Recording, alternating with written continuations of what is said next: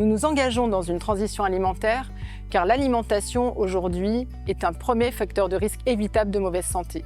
De plus, l'alimentation représente en France un quart de nos émissions de gaz à effet de serre, soit autant que le transport et le logement. Les lois Egalim de 2018 et Climat Résilience de 2021 donnent l'obligation de mettre en place un plan pluriannuel de diversification des protéines et d'être très attentif à la qualité des produits servis dans la restauration collective. Cela fait de nous un acteur de la transition alimentaire, car notre rôle est très important puisqu'on est à l'interface entre les territoires, les agriculteurs et les consommateurs. Aujourd'hui, je suis en formation sur la végétalisation. C'est une transition au niveau des menus qui consiste à redonner plus de valeur à nos aliments végétaux. Nous devons agir tous ensemble pour décarboner au maximum nos assiettes. Un menu végétarien peut ainsi avoir une empreinte carbone 4 fois inférieure à un menu comportant de la viande de bœuf.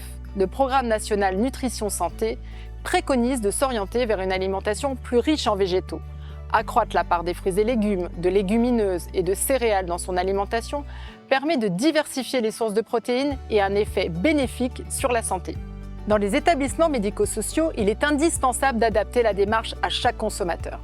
Pour les seniors, il faut trouver le bon compromis entre les effets positifs d'une végétalisation des protéines et leurs besoins nutritionnels. Des menus flexitariens, une attention sur les viandes bas carbone comme la volaille seront les actions les plus sécures pour maintenir un état de santé satisfaisant.